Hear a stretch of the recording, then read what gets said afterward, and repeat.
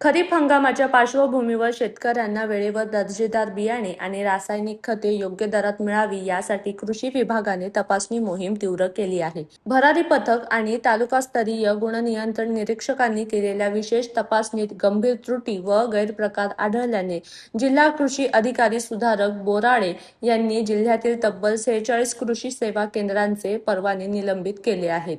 भरारी पथकाने केलेल्या या कारवाई दरम्यान अनेक केंद्रांमध्ये गंभीर त्रुटी आढळून आल्यात.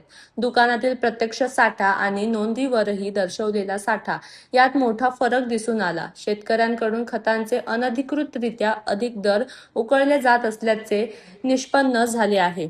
तपासणी अहवालानंतर जिल्हा कृषी अधिकाऱ्यांनी संबंधित दुकानदारांना सुनावणीची संधी दिली होती.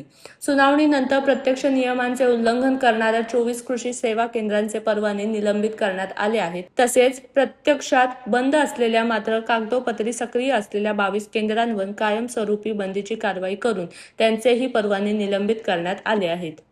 अहिल्यानगर जिल्ह्यामध्ये कृषी सेवा केंद्रांचे जून आणि जुलै महिन्यामध्ये झालेल्या तपासणीच्या अनुषंगाने 46 कृषी सेवा केंद्रांचे परवानेवरती कारवाई करण्यात आलेली आहे. यामध्ये 24 परवाने हे निलंबित करण्यात आलेले आहे. तसंच 22 परवाना हे कायमस्वरूपी रद्द करण्यात आलेले आहे.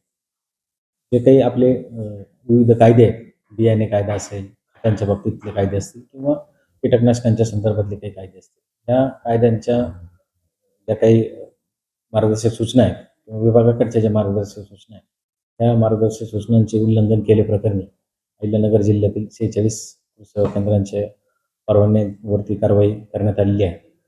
आपल्या माध्यमातून माझी सर्व कृषी सेवा केंद्र चालकांना आव्हान आहे की अहिल्यानगर जिल्ह्यातील सर्व शेतकरी बांधवांना कुठलीही त्या ठिकाणी अडवणूक त्यांची होणार नाही, त्यांची अडचण होणार नाही, शेतकरी बांधवांना त्रास होणार नाही, अशा पद्धतीनं आपण कायद्याच्या चौकटीत राहून कामकाज करावे, जेणेकरून आपल्याला अहिल्यानगर जिल्ह्यातील शेती आणि त्याच्याशी निगडीत जे काही आपले निविष्ट आहे त्या गुणवत्तापूर्ण शेतकरी बांधवांना देता येतील आणि त्यांच्या कुठल्याही तक्रारी आपल्यापर्यंत येणार नाही.